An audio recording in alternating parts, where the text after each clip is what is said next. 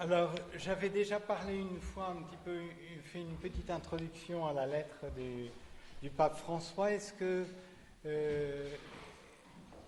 alors je ne sais pas qui, je me rappelle plus qui était là, qui a déjà entendu quand j'ai fait une introduction? Oui, oui. Il y en a 4-5, c'est ça donc c'est peut-être pas inutile que je redise quelques petites choses. Je ne vais pas tout redire, je ne vais pas rentrer vraiment dans le détail, mais peut-être représenter un tout petit peu ce document. Donc, Amoris Laetitia, la joie de l'amour. Alors, vous en avez entendu parler par tous les moyens de communication. C'est donc une exhortation apostolique post-synodale, donc c'est le document rédigé par le pape à la suite des 2 synodes sur la famille. Donc ce n'est pas uniquement sur le couple, mais plus centré sur la famille, même si bien sûr il parle aussi du couple. Alors bien sûr dans les médias on a davantage parlé du chapitre 8 où il évoque la question des divorcés mariés, mais ce n'est pas le centre quand même de la lettre. Bien sûr, bon, ça a intéressé beaucoup ce qu'il pouvait dire, alors dans une note en particulier, voilà. Mais ce n'est pas du tout le centre du document. Donc, c'est un document quand même assez long. Il y a 9 chapitres. Et comme il le dit lui-même dans son introduction, les 2 chapitres vraiment centraux de son document, c'est les chapitres 4 et 5, qui sont consacrés à l'amour. D'une part, l'amour conjugal et d'autre part l'amour plutôt parental, l'amour au sein de la famille. C'est plus que parental parce que c'est aussi vis-à-vis des personnes âgées, entre frères, etc. Donc c'est vraiment l'amour conjugal et l'amour dans la famille. Donc c'est vraiment, pour reprendre le titre, la joie de l'amour, c'est vraiment ça qui est le centre du document. Alors pourquoi la joie de l'amour? Parce que le but du pape, c'est pas de présenter une somme d'interdits, mais de présenter la famille comme quelque chose de beau, et qui donne de la joie. Donc, c'est un peu son angle d'attaque, on pourrait dire. Alors, aujourd'hui, je vous parlerai davantage du premier chapitre, peut-être du deuxième, on verra un peu jusqu'où on peut aller. Qui sont un petit peu en quelque sorte une introduction avant donc les 2 chapitres centraux, les chapitres 4 et 5 dédiés à l'amour conjugal et à l'amour familial. Et après ces 2 chapitres centraux, il y a d'autres chapitres.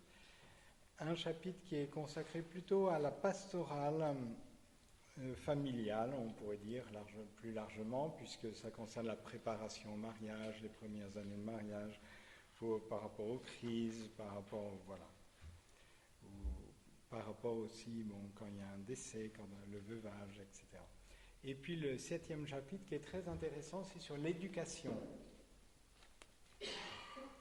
Alors après on arrive au fameux 8e chapitre, c'est accompagner, discerner, intégrer la fragilité. Alors notamment, c'est toutes les situations difficiles par rapport à la vie conjugale. Et le pape termine par une 9e partie qui est plutôt une spiritualité matrimoniale et familiale. Voilà, ça va pour le plan, grosso modo. Spiritualité matrimoniale et familiale, conjugale et familiale.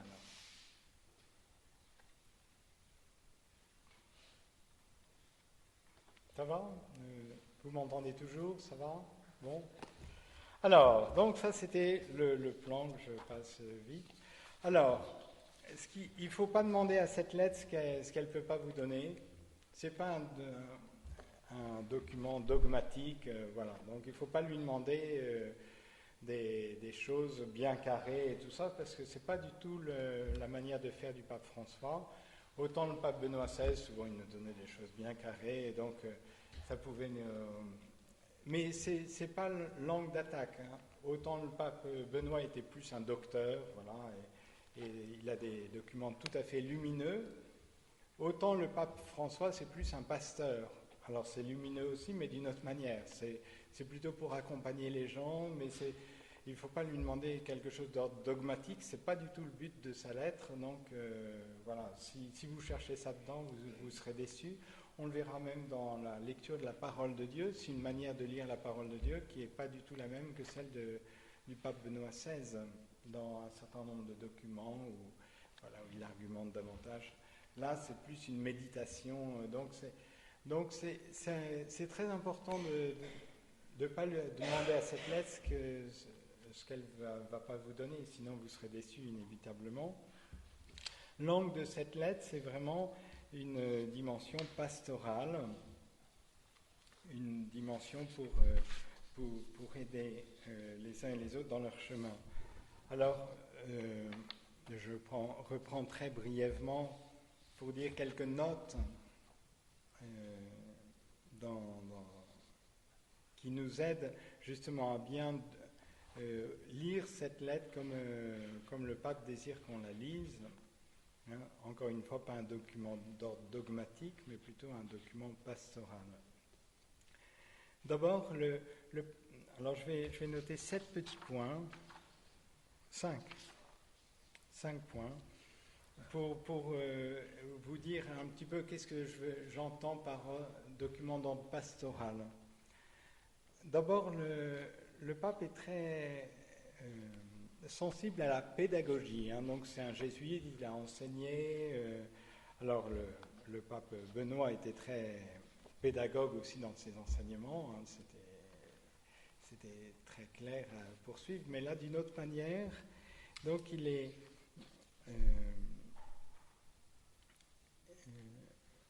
voilà.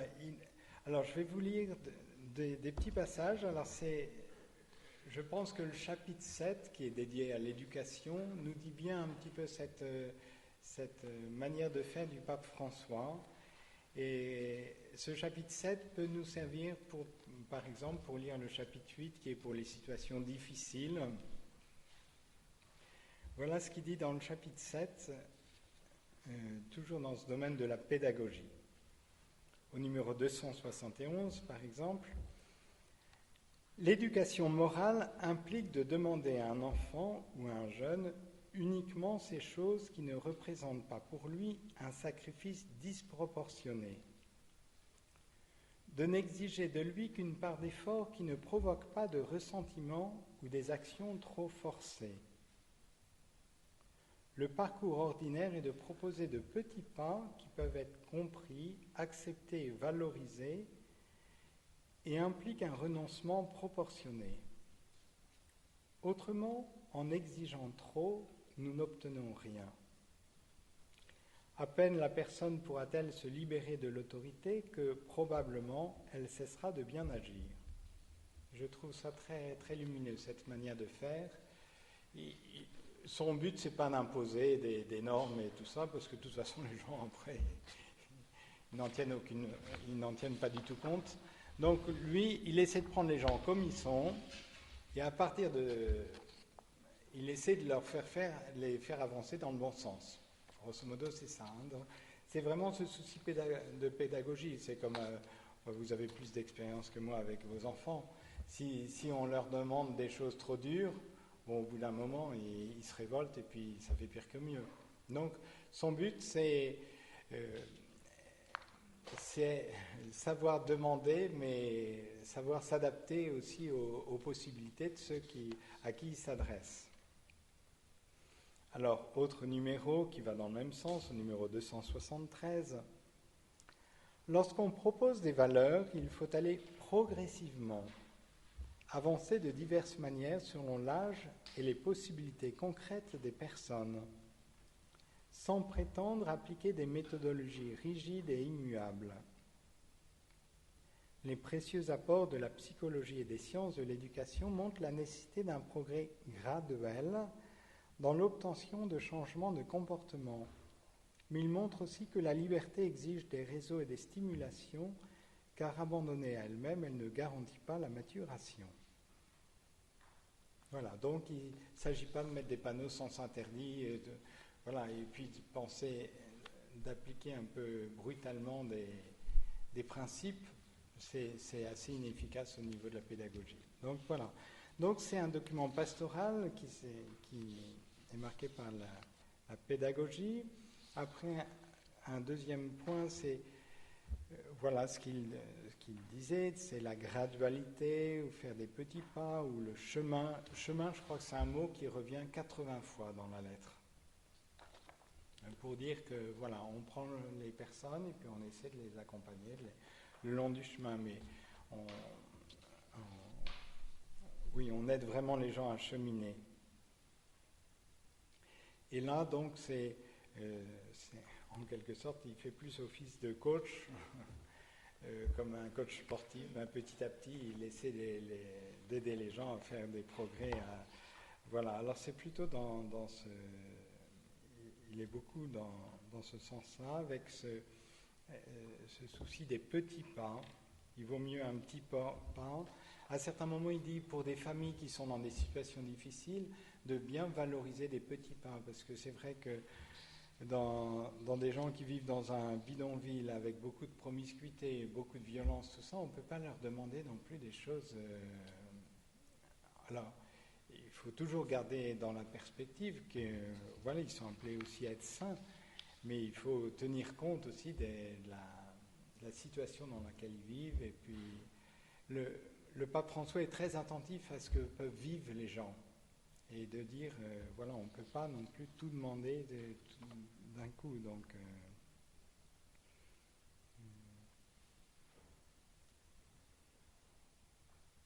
alors d'avoir au moins le désir de faire ce petit pas. Voilà ce qu'il dit à un endroit. Rappelons-nous qu'un petit pas, au milieu de grandes limites humaines, peut être plus apprécié de Dieu que la vie extérieurement correcte de celui qui passe ses jours sans avoir affronté d'importantes difficultés. Voilà. Donc, pédagogie, gradualité, petit pas chemin. Troisième point, le pape est très attentif aux personnes. Il est plus attentif aux personnes qu'aux normes. Ce qui l'intéresse, c'est les personnes. C'est pas tellement que c'est pas d'abord une forme d'idéal. Alors bien sûr, il faut avoir une certaine clarté sur les normes, mais il s'agit d'abord d'accompagner des personnes. Donc lui, il est très... Bon, on le voit bien, hein, c'est pas un homme de bureau à rester à étudier ses dossiers, c'est pas tellement ça. Hein. Il aime bien aller à la rencontre des gens, et puis voilà. Donc pour lui, c'est vraiment les personnes qui sont premières. C'est pas... Voilà. Autre élément, toujours dans cette perspective pastorale de ce document, c'est son idée, c'est pas de juger les gens, c'est de les sauver. Et donc, il ne porte pas un regard de jugement qui enferme ou qui catalogue les gens ou qui les bons et les pas bons. Ou, voilà.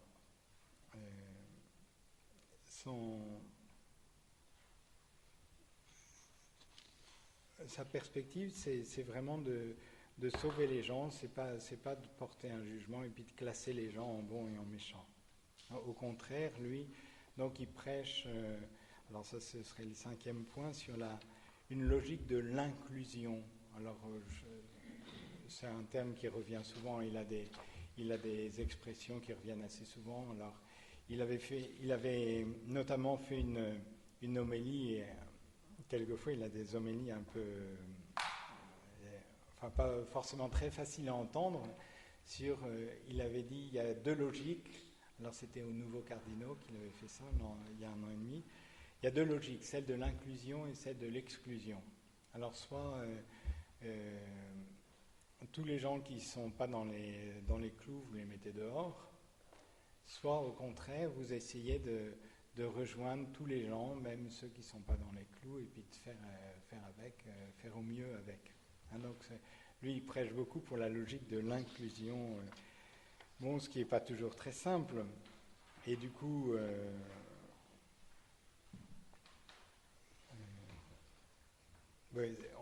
on sait bien qu'il est très attentif à ceux qui sont à l'extérieur de l'Église.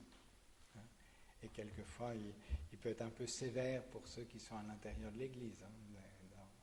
Mais bon, parce que c'est cette logique de l'inclusion, d'aller chercher vraiment ceux qui sont loin pour les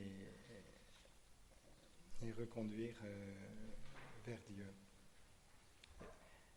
D'ailleurs, alors, ça conclura cette brève présentation. Je ne vais pas parler des divorcés mariés parce que j'en reparlerai plus tard sur la partie des divorcés mariés, parce que ce n'est pas le centre. Et puis, à mon avis, j'ai besoin de retravailler un peu les choses aussi parce que petit à petit, il y a des choses qui se mettent en place. C'est pas forcément très très facile, mais là par exemple il y a les évêques d'Argentine qui ont proposé certaines choses dans le sens de cette lettre pour accompagner des divorcés mariés. Mais bon, là je suis pas assez mûr pour vous en parler. Mais vous savez ce qui s'est passé il y a 63 ans et un jour? Bien sûr, non. Pardon? Non, c'était bien avant. 60 ans. Oui. 63 ans et un jour. C'était le 21 septembre 1953. Ah ben je vous apprendrai au moins une chose. Mais c'est la vocation du pape François. Il raconte que ce jour-là, donc c'était le jour de l'étudiant en Argentine, bon, il était pieux quand même déjà à l'époque, donc il s'est dit, bon, avant d'aller avec mes copains, je vais passer par l'église. Et là, il rencontre un prêtre, et le prêtre lui propose de se confesser. C'était un salésien. Et ce jour-là, il y a eu un avant et un après dans la vie du pape François, donc il le raconte assez fréquemment. Et c'est la fête de Saint-Matthieu. On a fêté ça hier. Et dans la fête de Saint-Matthieu, donc il y a d'abord, vous avez peut-être tout à l'esprit ce beau tableau qui est à Saint-Louis des Français, à Rome. C'est le Caravage, l'appel de la vocation de Saint-Matthieu. Donc il y a un groupe de personnages sur la gauche. Ils sont autour d'une table, ils comptent leurs sous, etc. Et puis sur la droite, il y a Jésus et Saint-Pierre. Et Jésus qui désigne Matthieu, mais c'est un peu le même mouvement que le mouvement dans la chapelle Sixtine de la création. Là, c'est comme une recréation. Et puis Saint Matthieu qui a l'air tout étonné, c'est moi, c'est bien moi. Tu t'es pas trompé, voilà. Et après, le pape déjà dit que le jour de son élection comme pape, c'était un peu ça, quelque part. C'est bien moi qu'ils ont choisi, ils ne se sont pas trompés, voilà. Mais ensuite, dans ce texte de la vocation de Saint Matthieu, vous savez que Saint Matthieu, il invite tous ses copains pour déjeuner avec Jésus, et les pharisiens sont un peu déconcertés, parce que nous, on n'est pas vraiment dans le contexte, donc on ne mesure pas le scandale que ça pouvait représenter, mais manger avec quelqu'un, pour les Juifs, c'est vraiment marquer une certaine communion avec ceux qu'on n'invitait pas n'importe qui à sa table. Donc, voilà, c'est vraiment partager quelque chose d'important avec les gens que de manger avec eux. Donc, alors, mais comment ça se fait Donc, comme il était à table dans la maison, voici que beaucoup de publicains et de pécheurs vinrent se mettre à table avec Jésus et ses disciples. Ceux qui ayant vu les pharisiens disaient à ses disciples, « Pourquoi votre maître mange-t-il avec les publicains et les pécheurs ?» Et alors, la réponse de Jésus, mais je pense que je vous le dis parce que je pense que ça éclaire bien la perspective du pape François. À la fois c'est un texte qui a été déterminant pour lui, pour sa vie, mais aussi comme pape de l'Église. Voilà ce qu'il dit. Ce ne sont pas les gens bien portants qui ont besoin de médecins, mais les malades. Allez donc apprendre ce que signifie, c'est la miséricorde que je veux et non le sacrifice. En effet, je ne suis pas venu appeler les justes, mais les pécheurs. Il me semble que on reconnaît bien dans la pastorale, entre guillemets, du pape François, c'est vraiment sa manière de... il est plus attentif aux pécheurs, aux publicains, aux pécheurs, à la limite, qu'à ceux qui sont tout à fait dans les règles. Voilà. Alors donc ça c'est un petit retour sur ce que j'avais déjà dit avant. Dans tous mes papiers je vais me perdre, mais voilà. Alors, donc maintenant on va démarrer davantage, mais on est toujours dans l'introduction là. Numéro 1, la joie de l'amour qui est vécue dans les familles et aussi la joie de l'Église. Ah oui, c'est une petite chose, hein, mais souvent les documents des papes, on les prend par les deux premiers mots de la lettre. Lumen Gentium, c'est les deux premiers mots d'un document du Concile, Gaudium et Spes, trois premiers mots. Enfin bon. Et du coup, ils ne sont pas choisis non plus fortuitement, ces premiers mots. Donc, c'est la joie de l'amour, Amoris Laetitia. Comme l'ont indiqué les pères synodaux, malgré les nombreux signes de crise du mariage, le désir de famille reste vif, spécialement chez les jeunes, et motive l'Église. Comme réponse à cette aspiration, l'annonce chrétienne qui concerne la famille est vraiment une bonne nouvelle. Et ça, c'est vrai hein, dans toutes les... La famille reste indépassable quelque part dans les désirs des jeunes. On a beau faire, on a beau attaquer la famille de multiples façons, ça reste quelque chose de très important. Alors pourquoi la famille est-elle si importante? Alors de temps en temps, je pose la question à Google, et quelquefois ça me donne des choses intéressantes auxquelles je n'avais pas pensé. Et là, ce qui m'a surpris, mais j'ai trouvé ça un peu dommage, en un sens, c'est que les premières réponses à la question, c'était les mormons, alors que les protestants, les musulmans, les témoins de Jéhovah qui répondaient à la question. Et il fallait aller sur la deuxième page de Google pour trouver quand même l'Église catholique. Alors, je trouvais quand même...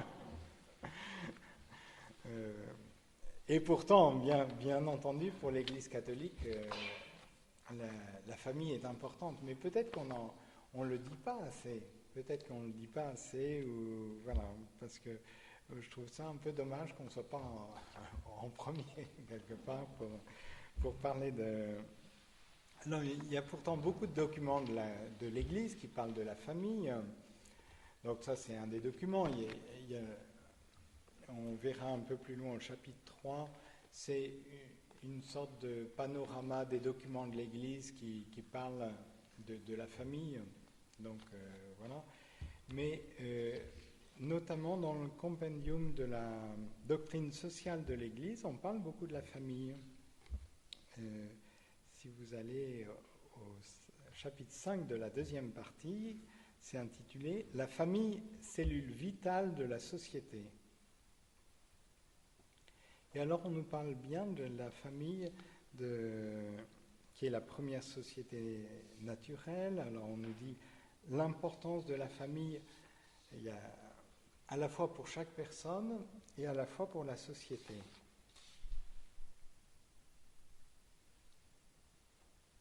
Mais je ne vais peut-être pas tout vous reprendre, sinon on n'en sort pas.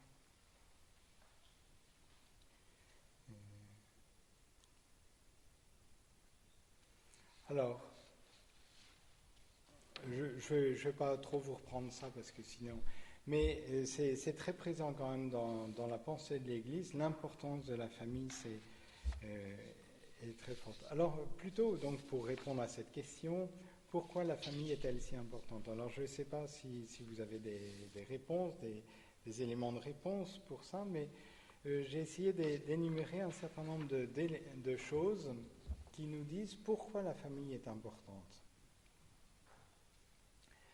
D'abord parce que c'est le lieu de l'amour et de la vie. Il y a Xavier Lacroix qui est théologien, philosophe, qui parle de... C'est la famille par excellence, c'est le lieu par excellence où on a des liens de longue durée dans la famille. surtout bon, même si la famille est mise à mal, etc., mais et des liens de longue durée dans l'amour. Et c'est vrai que dans les moments difficiles, c'est quand même très précieux d'avoir sa famille. Les amis, ça passe souvent plus vite, mais la famille, c'est vraiment un lieu avec des liens de longue durée,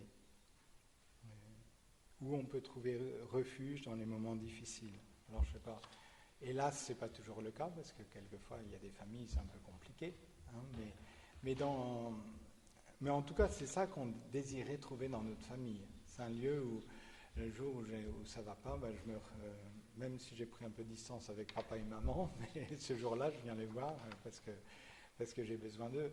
On sait bien qu'à l'adolescence et quand on est jeune adulte, bon, la famille, ça passe un peu au deuxième plan, mais il me semble que quand les années passent, ben on revient un peu davantage vers ses parents. Hein, bon, de 15 à 30 ans, bon, les parents, c'est bien beau. Mais après, on y revient quand même, il me semble. Je ne sais pas si vous êtes d'accord avec ça. Parce que la famille, c'est vraiment un lieu vraiment très très important pour les liens d'amour où on peut trouver une protection, une sécurité, un refuge.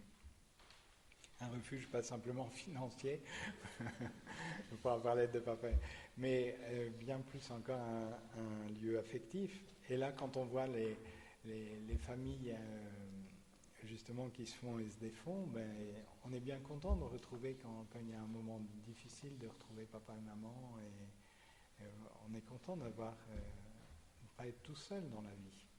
Hein, et une des plaies les plus grandes de notre société, c'est la solitude quand même. Donc, voilà. Alors donc, l'importance de la famille, d'abord parce que c'est un lieu de l'amour et un lieu des liens de longue durée. La famille aussi comme le lieu où on donne la vie.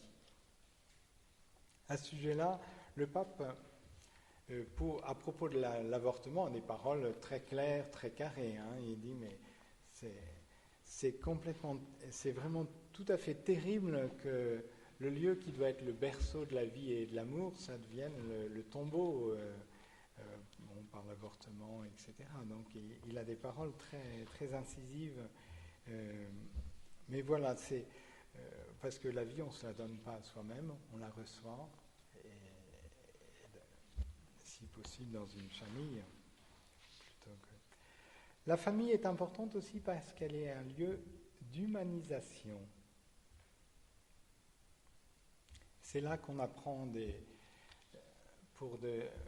autant le petit chien, bon, il va se développer tout seul, autant le bébé, il a besoin il ne se développe pas tout seul. Chez la personne humaine, il y a beaucoup moins d'instinct que chez les animaux.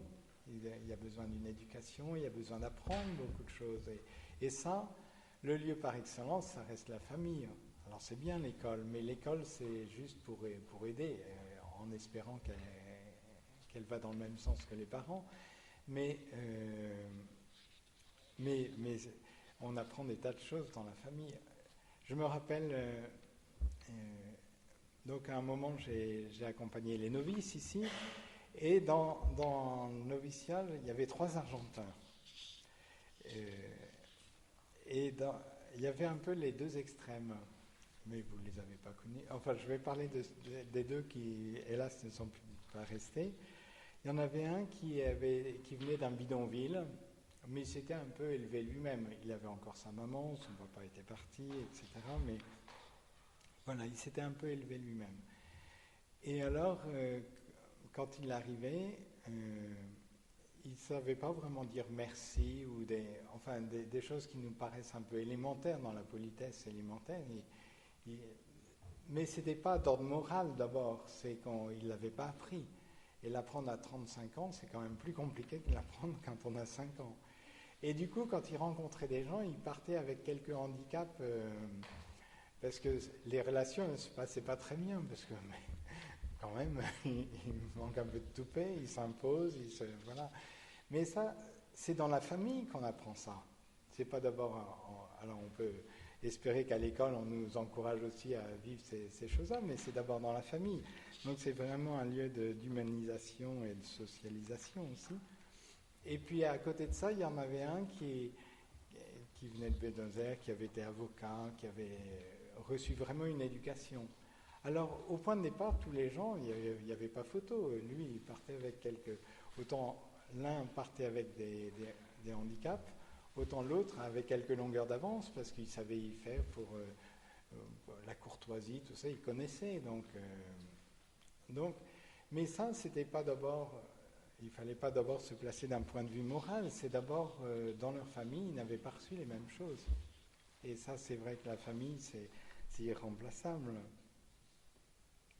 Donc la famille, une école d'humanisation, une école de socialisation, pas simplement entre les frères et sœurs, parce que c'est vrai qu'on voit bien en communauté, quand on a vécu dans une famille nombreuse, c'est plus facile quand on arrive en communauté que quand on a été fils unique. Parce que entre frères et sœurs, on se frotte, mais c'est comme ça qu'on apprend la vie aussi. Bon, après, ça ne peut pas forcément être autrement, mais pas seulement au niveau horizontal entre frères et sœurs, mais entre les générations, avec les grands-parents, avec... et ça s'apprend, beaucoup dans la famille. Bon, la famille qui est le lieu aussi d'humanisation, ça reste le lieu où on apprend les vertus, où on nous apprend, comme je disais un peu pour ce novice, mais où on apprend le courage. Ça, c'est des choses qui viennent pas tout seul. On apprend à manger de tout, on apprend... Ça, c'est d'abord dans la famille donc, que tout se fait. Alors, encore que si je continue sur quelques éléments pour lesquels la famille est un lieu très important, la famille, c'est vraiment un lieu de transmission. Alors, c'était plus vrai il y a 50 ans. Après 68, en France, c'est un peu plus compliqué. La transmission, c'est un peu plus compliqué, mais ça reste quand même vrai que c'est le lieu par excellence où on nous transmet des valeurs, où on nous transmet la foi, où on nous transmet... Voilà. Alors c'est au moins quelques éléments pour lesquels l'Église a à cœur de parler de la famille. Parce que la famille, c'est un niveau humain et chrétien aussi. C'est quelque chose de très important. On verra un petit peu plus tard.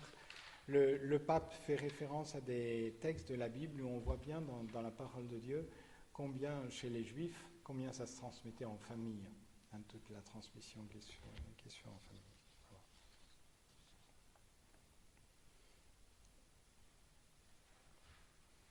Alors, je vais suivre un petit peu littéralement je ne vais pas rentrer dans tous les détails. Quelle heure est-il ? Oh, il faut... Encore 10 minutes.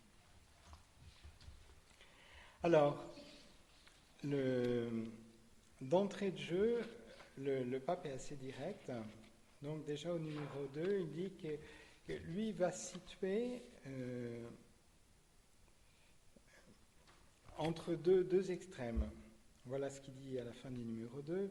Les débats qui se déroulent dans les moyens de communication ou bien dans les publications, et même entre les ministres de l'Église, vont entre deux extrêmes.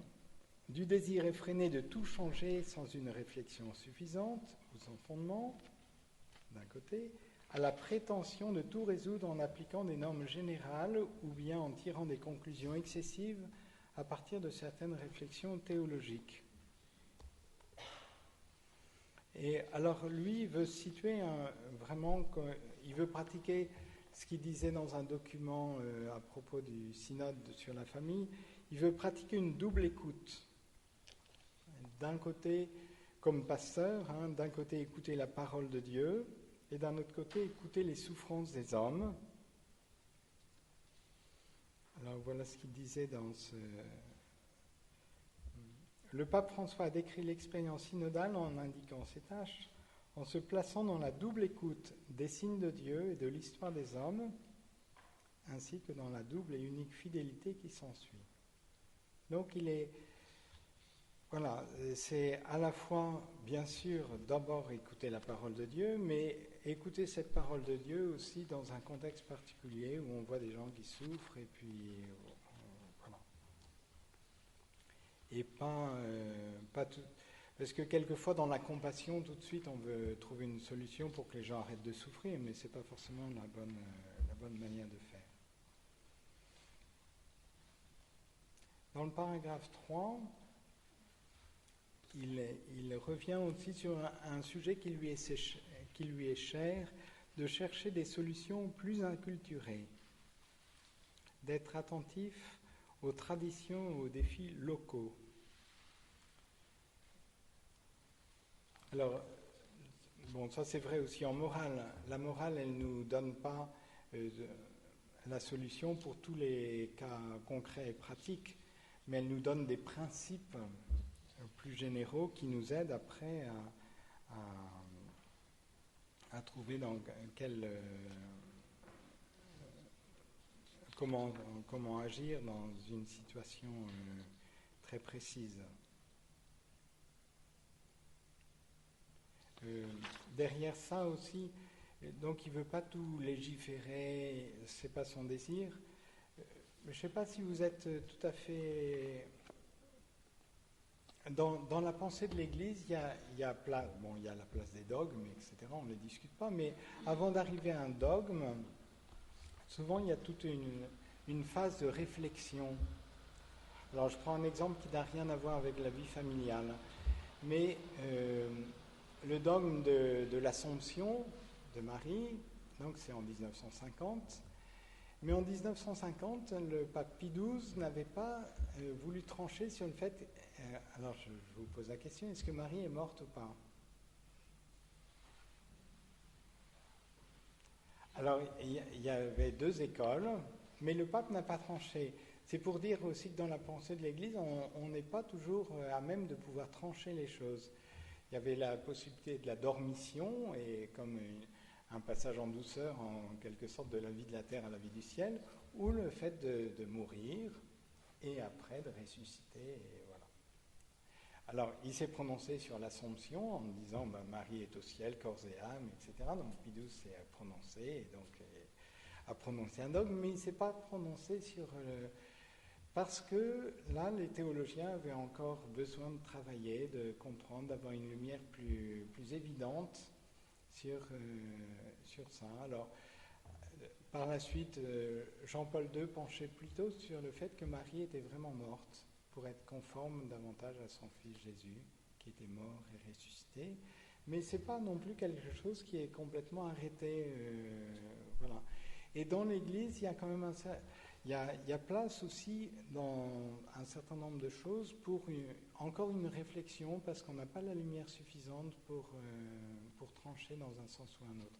Et on ne peut pas trancher de façon définitive sans avoir une lumière suffisante. Et alors là, on voit tout le travail des théologiens, de la réflexion, tout le travail aussi du peuple de Dieu, enfin tout le travail, en tout cas le sens de la foi du peuple de Dieu qui lui fait adhérer à telle ou telle manière. J'avais déjà parlé du sens de la foi l'an dernier, une des fois, mais c'est quelque chose de très important et auquel le pape François est très sensible. Cette lettre aussi est parue dans l'année de la miséricorde, donc c'est comme j'ai évoqué Saint Matthieu tout à l'heure, là, avec attentif pas seulement aux bien portants, mais d'abord à ceux qui ont aux malades. Alors c'est pour ça que dans cette lettre, le pape aussi est sensible aussi à toutes les situations de souffrance liées à la famille. Bon, après je vais m'en arrêter ici, je pense, et je vous introduirai en début d'après-midi les 3 premiers chapitres qui pour moi forment un peu un ensemble. Je trouve que c'est important pour notre propre réflexion. C'est que d'abord, il va méditer sur la parole de Dieu. Je vous ai parlé de l'écoute. il va méditer sur la parole de Dieu. Après, le deuxième chapitre, ça sera toutes les difficultés actuelles autour de la famille. Donc ça, c'est plus l'écoute des hommes et des situations difficiles. Et le troisième chapitre, c'est l'enseignement de l'Église. Qu'est-ce que l'Église a dit jusqu'ici sur ces questions? Voilà, alors ça sera les 3 premiers chapitres. Alors je vous présenterai un peu la cohésion un peu de ces 3 premiers chapitres. Et puis après, je rentrerai plus précisément dans le premier chapitre. Voilà, merci pour votre attention.